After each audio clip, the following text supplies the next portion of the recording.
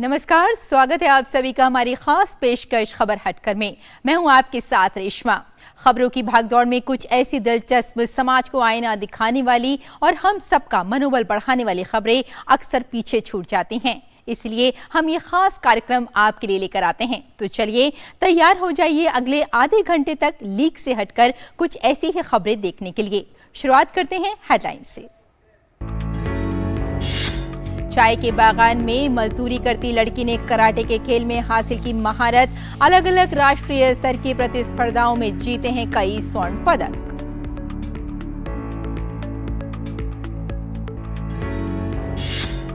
जम्मू कश्मीर के ट्राइबल गुज्जर समुदाय की डॉक्टर इरम चौधरी ने यूपीएससी में हासिल की 852वीं रैंक। प्रदेश के गुज्जर समुदाय की लड़कियों के लिए बनी है मिसाल। कैंसर के अंतिम स्टेज से स्वस्थ होकर लौटा युवा अब जुटा है इस बीमारी के प्रति जागरूकता फैलाने में। देश के 15 राज्यों में मोटरसाइकिल यात्रा निकालकर कैंसर पीड़ितों को बढ़ाता है हौसला।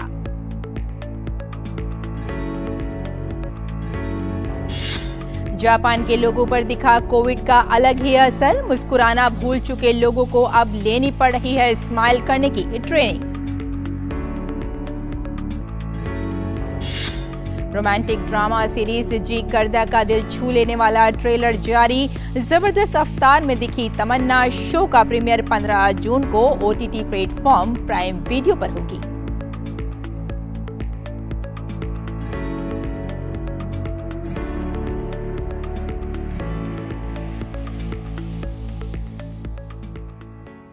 तो खबर हटकर में कुछ खबरें आपके शहर और आपके गांव की।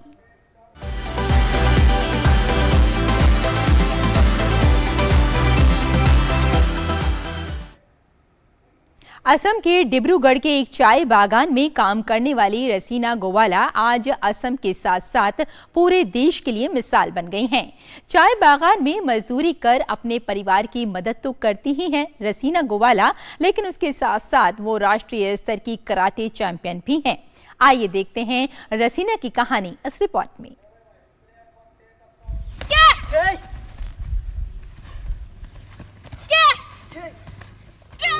हरे भरे चाय के बागानों में पत्तियां तोड़ती और उन्हें इकट्ठा करती इस चाय बागान की मजदूर लड़की की एक दूसरी पहचान भी है, और ये पहचान है कराटे चैंपियन होने की। हाल ही में दिल्ली एनसीआर के बड़े शहर नोएडा में नेशनल कराटे चैंपियन टूर्नामेंट में गोल्ड जीतने वाली रसीना गोवाला 11वीं दक्षिण एशियाई अशिहारे कराटे चैंपियनशिप में स्वर्ण पदक जीतकर लोगों का दिल जीतने में कामयाब रही थी। वे चाय बागान की अन्य महिलाओं के साथ मैजान चाय बागान में चाय की पत्तियां तोड़ती हैं, लेकिन खेल में उनका जुनून और रुचि अविश्वसनीय है।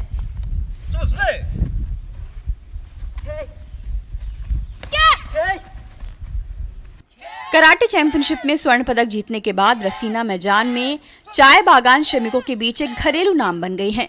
रसीना कहती हैं कि वे बचपन से खेलों में दिलचस्पी रखती हैं। चाय के बागान में फुटबॉल खेलने वाले लड़कों को देखकर वे खेलों के प्रति प्रेरित हुई। वे अपने कराटे के कोच को अपनी उपलब्धि का श्रेय देती हैं। हम कराटे के साथ साथ पहले तो हम कुंफू करता था, कुंफू के बाद किक बॉक्सिंग, उसके बाद कराटे खेलता था और बीच में कहीं कहीं भी मैराथन रनिंग होता था, तब जाता था। सालों से कराटे सीख रही रसीना गोवाला से प्रेरित होकर इस चाय बागान की अन्य लड़कियां भी अब कराटे का अभ्यास करती हैं। रसीना के कोच तपन भुइया ने कहा कि उन्हें अपने खिलाड़ियों पर गर्व है और वे चाहते हैं कि सरकार उनके खिलाड़ियों के लिए कुछ करे ताकि उनकी प्रतिभा को और निखारा जा सके। नेशनल कराटे चैंपियनशिप का वो टूर्नामेंट था, उसमें हम डिब्रूगढ़ डिस्ट्रिक्ट कराटे एसोसिएशन के तरफ से 4 स्टूडेंट को लेके गया था। तो 4 स्टूडेंट से हम लोग का जो रजीना गोवाला है वो गोल्ड मेडल उसको मिला है वहाँ पे, और 2 लड़का को सिल्वर और 1 को ब्रॉन्ज मिला है। रसीना ने साल 2018 में मिक्स्ड बॉक्सिंग चैंपियनशिप में गोल्ड मेडल जीता था। इसके बाद से ही लगातार हर प्रतियोगिता में वे स्वर्ण पदक जीत कर ला रही हैं। लेकिन उनकी तंगहाली और परिवार की कमजोरी माली हालत के चलते उन्हें खेल से ज्यादा अपना वक्त चाय के बागान में गुजारना पड़ रहा है। Bureau report, DD news. और अब वक्त है बदलती हुई तस्वीर देखने का।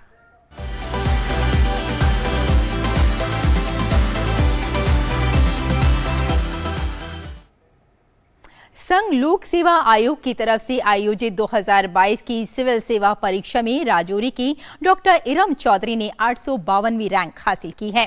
वो राजौरी जिले के ट्राइबल गुज्जर समुदाय से ताल्लुक रखती हैं। उनकी ये कामयाबी पूरे समुदाय के साथ साथ प्रदेश की लड़कियों के लिए प्रेरणा बन रही है। राजौरी का ट्राइबल गुज्जर समुदाय बेहद पिछड़ा और गरीब तबका माना जाता रहा है। ये समुदाय जम्मू कश्मीर के पहाड़ी इलाकों में बेहद सीमित संसाधनों के साथ अपना जीवन गुजारता है, लेकिन इस समुदाय के युवा अब अपने समुदाय के लिए नई मिसाल बन रहे हैं।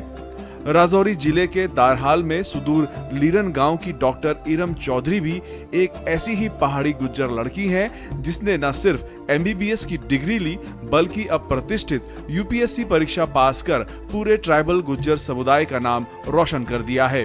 साल 2020 में MBBS पूरा करने वाली इरम ने UPSC परीक्षा पास करने के बाद कहा कि वो एक सिविल सेवक के रूप में अपने समाज की सेवा करना चाहती हैं। जो भी लर्निंग जो मैंने लिया है उसकी वजह से ही मैं जो है आज यहाँ पे पहुँची हूँ।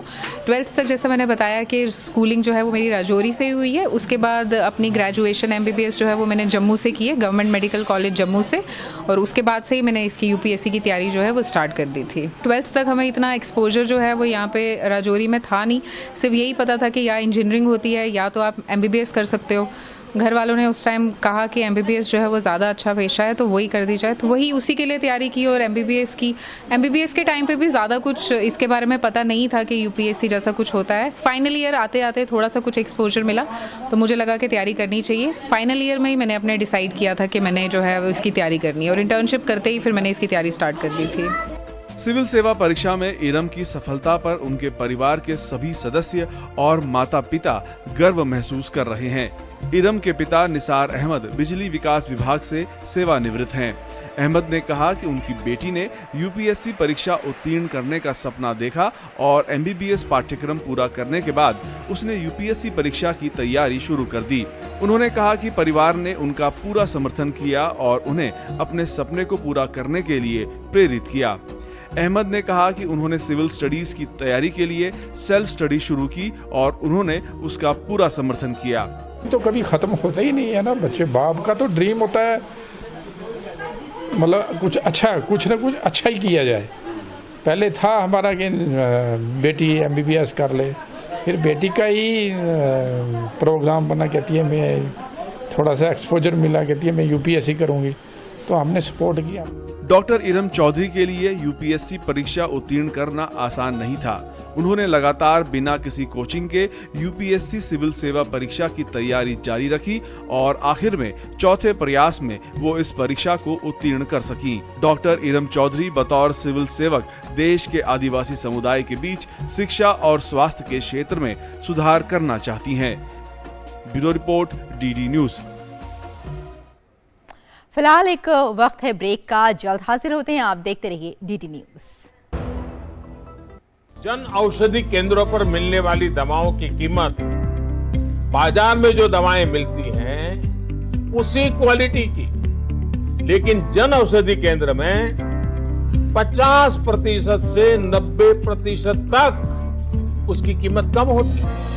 भारतीय जन औषधि परियोजना के अंतर्गत अब तक देश भर में हजारों जन औषधि केंद्र खोले जा चुके हैं, जहां पर 1759 से अधिक दवाइयां और 280 सर्जिकल उपकरण बहुत ही कम कीमतों पर उपलब्ध हैं। अधिक जानकारी के लिए जन औषधि सुगम मोबाइल ऐप को डाउनलोड करें या टोल फ्री नंबर पर कॉल करें। सस्ती एवं उत्तम दवाएं जन औषधि केंद्र से लाएं। अर्जुन, 10th में you made us really proud. अब आगे क्या सोचा है? पापा, मैंने IIT जाना है और इंजीनियर बनना है। Think IIT, think विद्या मंदिर। एक बार फिर आपका स्वागत है और अब बात जहाँ चाह वहां राह की इस कहावत को सच साबित करती हुई ये खबर देखते हैं।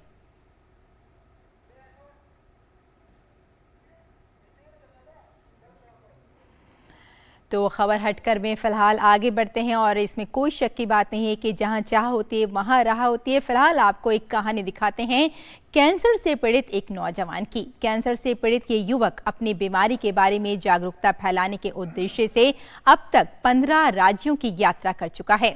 यही नहीं, युवक ने कैंसर मरीजों को प्रेरित करने के लिए कई कैंसर अस्पतालों में मरीजों से भी मुलाकात की है। कैंसर जैसी घातक बीमारी के अंतिम स्टेज से अपने हौसले के बलबूते सकुशल बाहर निकला ये नौजवान अब कैंसर के प्रति लोगों को जागरूक करने को अपना अंतिम लक्ष्य बना चुका है। ये है हैदराबाद के हरतेज भरतेज, जो अब तक देश के 15 राज्यों की यात्रा कर कैंसर के प्रति लोगों को जागरूक कर चुके हैं। भरतेज के मुताबिक अपनी यात्राओं के दौरान उन्होंने देश के अलग अलग राज्यों में कैंसर अस्पतालों सहित अन्य स्थानों पर कैंसर के मरीजों को सकारात्मक रुख अपनाने और उन्हें कैंसर से हार नहीं मानने के लिए प्रेरित किया। भरतेज ने बताया कि वह कैंसर पीड़ितों को संदेश देने के लिए राइड ऑफ होप नाम से एक अभियान चलाते हैं, जिससे पीड़ितों को संदेश देते हैं कि कैंसर के बाद भी जिंदगी है। I run a campaign called Ride of Hope, where I've traveled across the country on my bike solo to meet cancer patients, to meet individuals, common people like you, where I wanted to convey that there is a life after cancer. Apart from this, I run an NGO as well, which is known as Hartij Cancer Foundation. हरतेज भरतेज बताते हैं कि खुद अंतिम चरण में वे कैसे cancer से बचे। उन्होंने बताया कि वे जब 23 साल के थे तब उन्हें अपने तीसरे चरण के कैंसर के बारे में पता चला। वे बताते हैं कि शुरुआत में उन्होंने ध्यान नहीं दिया। उनकी गर्दन के दाहिनी ओर सूजन की तरह उन्हें एक उभार दिखा। साल 2013 में उन्होंने इस संबंध में डॉक्टरों से संपर्क करना शुरू किया, लेकिन 1 साल बीत जाने के बाद भी उन्हें पता नहीं चला कि उन्हें कैंसर है। भरतेज कहते हैं कि कैंसर के इलाज में देर नहीं करनी चाहिए। I was 23 when I got diagnosed with 3rd stage cancer, but going behind 2 years for that, like I didn't notice that I have some swelling on my right side of the neck. So I came across this swelling in 2013 and I started following up with the doctors. But for a year we were not able to diagnose that I have cancer. And when I got to know that I have cancer, it was 3rd stage. But then, just like others, even I was afraid of cancer. We had no cancer history in our house. So I wanted to delay my chemotherapy. You can say that I didn't want to take chemotherapy. And also there was a reason that I wanted to complete my study as well. उन्होंने आगे कहा कि वे Terry Fox के बारे में पढ़ा करते थे। उन्होंने कहा कि जब वे कैंसर के अंतिम चरण से बचे तो उनके मन में कुछ करने का विचार आया, लेकिन उन्हें पता नहीं था कि क्या करना है। वे कहते हैं कि बाइक चलाना उन्हें हमेशा से पसंद था, इसलिए इलाज के बाद उन्होंने देश भर में यात्रा करने का मन बनाया। भरतेज के अनुसार वे अपनी मंगेतर के साथ राइड ऑफ होप अभियान को जारी रखेंगे। उनकी मंगेतर भी कैंसर सर्वाइवर हैं और स्त्री रोग विशेषज्ञ हैं। So I have done 15 states till date. I want to finish the rest of the 14 states which we have, and in fact I want to do it again because now I have my fiance who is also a cancer survivor and happens to be a gynecologist as well. हरतेज भरतेज ने अपनी ride of hope अभियान की यात्रा 1 मई 2016 को रायपुर से शुरू की थी। अपनी यात्रा के दौरान वे अब तक देश के 15 राज्यों को कवर कर चुके हैं और आने वाले दिनों में बाकी बचे 14 राज्यों को भी कवर करना चाहते हैं। Bureau report, DD news. और राइड ऑफ होप के बाद अब बात करते हैं 7 समंदर पार की दुनिया की।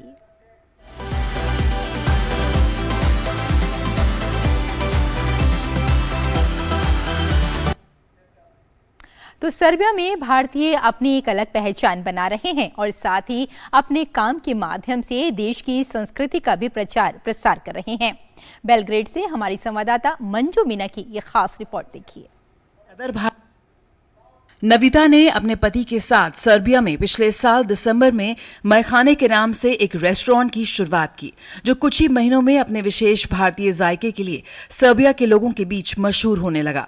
भारतीय मसालों की खुशबू और देसी चाय का शौक यहाँ के लोगों को इस कदर भा रहा है कि यहाँ आने वाले लोग अपने अन्य दोस्तों, रिश्तेदारों को भी यहाँ लेकर आने लगे हैं। जो भी हमारे देश ने पिछले 9 साल में अचीव किया है इंटरनेशनली और नेशनली, हम बहुत गौरवान्वित महसूस करते हैं।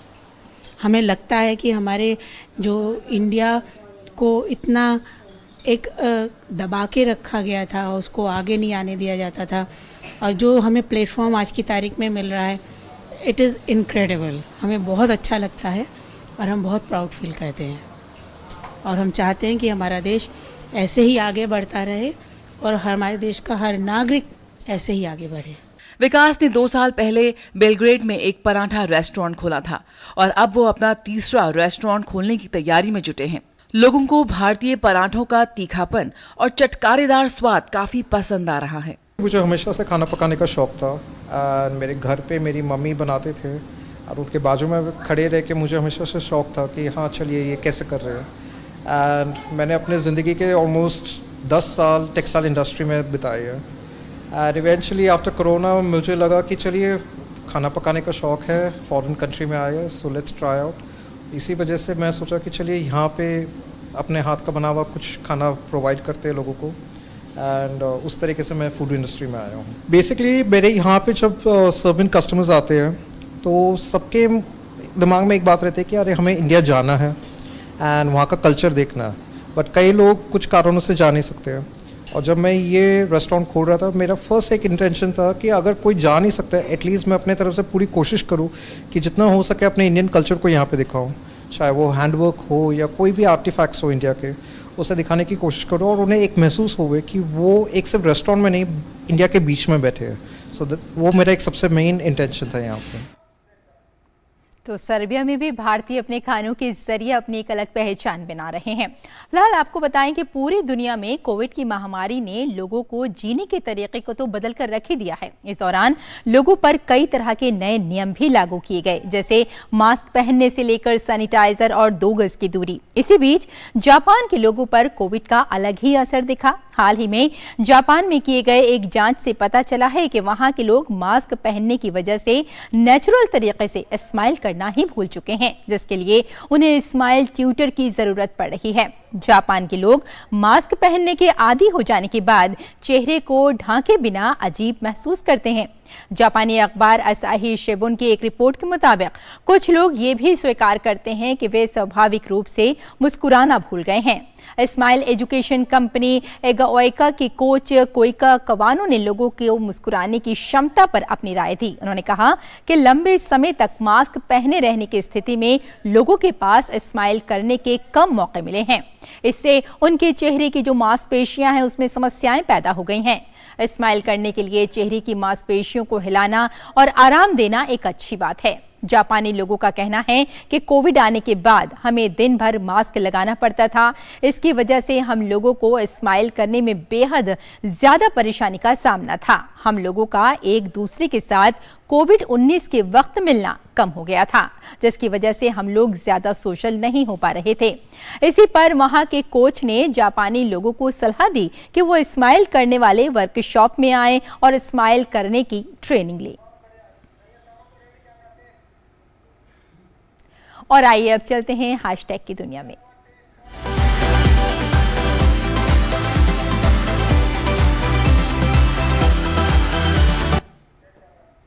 बच्चे चाहे इंसान के हों या फिर जानवर के, उनके अंदर चंचलता एक बराबरी होती है।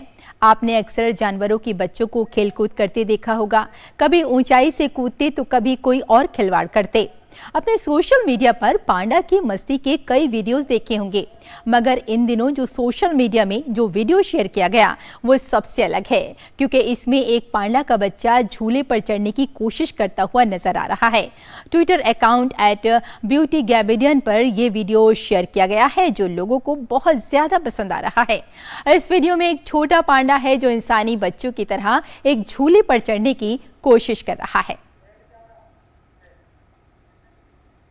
और खेल खेल में क्या कुछ है अलग, आइए देख लेते हैं।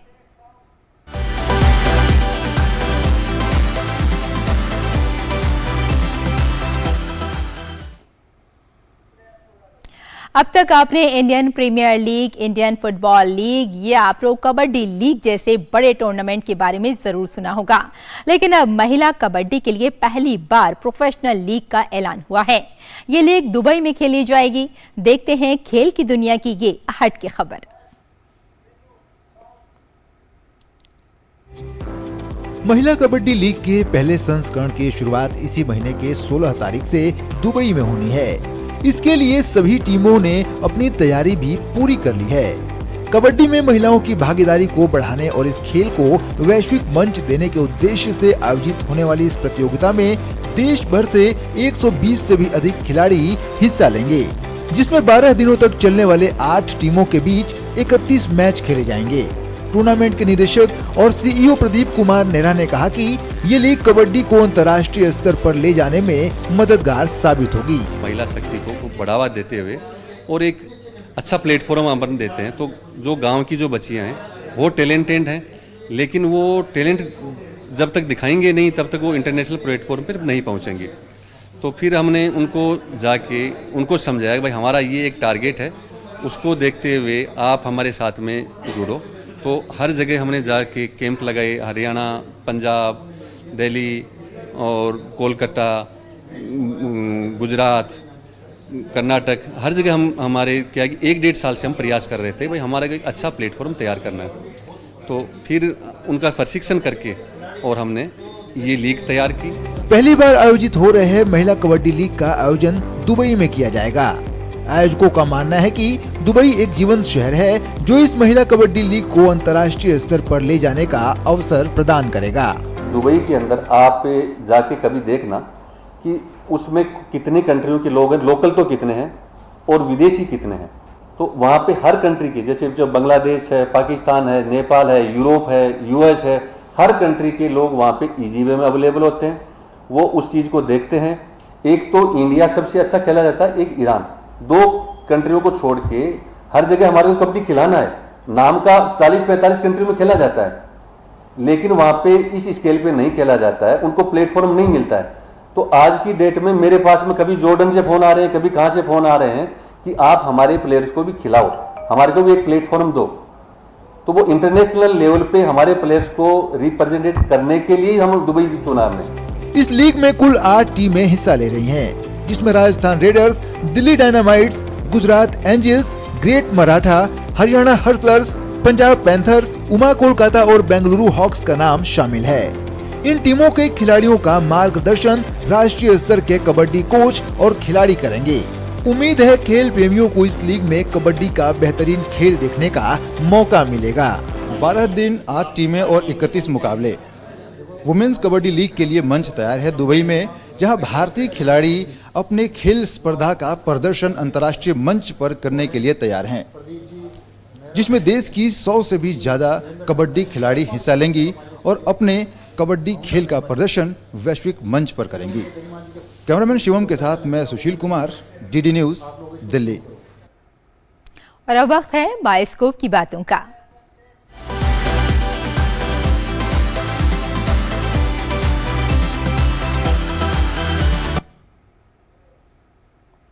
साउथ सिनेमा की अदाकारा तमन्ना भाटिया की आने वाली नई वेब सीरीज जी करदा का ट्रेलर रिलीज कर दिया गया है। ये सीरीज उन बचपन के दोस्तों की कहानी बताती है जो हमेशा से एक साथ रहना चाहते हैं। इस सीरीज का ट्रेलर दर्शकों को काफी पसंद आ रहा है। हम सातों बचपन से दोस्त हैं। We were inseparable। लेकिन अगर popular OTT platform prime video ने आगामी अमेजन ओरिजिनल सीरीज जी करदा का ट्रेलर लॉन्च किया है। सीरीज का ट्रेलर हमें मस्ती, ड्रामा और भावनाओं से भरी यात्रा पर ले जाता है, जिसमें बचपन के 7 दोस्तों के जीवन को दिखाया गया है जो एक दूसरे से अलग होने के बावजूद गहराई से जुड़े हुए हैं। एक साथ जीवन का अनुभव करने से, प्यार में पड़ने से, गलतियां करने से और यहाँ तक कि अपने दिल को कुचलने से वो सीखते हैं कि बेहतरीन दोस्ती और रिश्ते भी निर्दोष नहीं हो सकते। क्या कर रही है? बाइक उधर है। मेरी शादी एक हफ्ते में। You're not riding that bike drunk। Film के प्रमोशन के दौरान तमन्ना भाटिया ने कहा उनके लिए जी करदा पर काम करने का अनुभव बेहद अविश्वसनीय रहा। उन्होंने कहा कि यह शो उनके लिए अब तक का सबसे करीबी किरदार था जो उनके अपने व्यक्तित्व से मेल खाता था। दिनेश विजान की मैडोक फिल्म्स द्वारा निर्मित और अरुणिमा शर्मा द्वारा निर्देशित श्रृंखला हुसैन दलाल और अब्बास दलाल द्वारा सहलिखित है। जी करदा में तमन्ना भाटिया, आशिम गुलाटी, सुहेल नैयर, अनिया सिंह, हुसैन दलाल, सयान बनर्जी और संवेदना सुवालका जैसे 7 बचपन के दोस्त हैं, जिनमें सिमोन सिंह और मल्हार ठाकुर प्रमुख भूमिका निभा रहे हैं। Bureau report, DD news. और कार्तिक आर्यन की आगामी फिल्म सत्य प्रेम की कथा का ट्रेलर भी रिलीज हो गया है। ये एक रोमांटिक कॉमेडी फिल्म है जिसमें कार्तिक और कियारा मुख्य किरदार में नजर आएंगे। कल शाम फिल्म के मुख्य सितारों के साथ फिल्म की ट्रेलर लॉन्च पार्टी रखी गई। इस पार्टी में कार्तिक कियारा के साथ साथ फिल्म के बाकी कलाकार भी नजर आए। इस फिल्म के निर्माता साजिद नडियाडवाल के घर पर इस ट्रेलर लॉन्च पार्टी को रखा गया था। वहीं इस फिल्म के रिलीज डेट की बात करें तो ये फिल्म 29 जून को सिनेमाघरों में रिलीज होगी।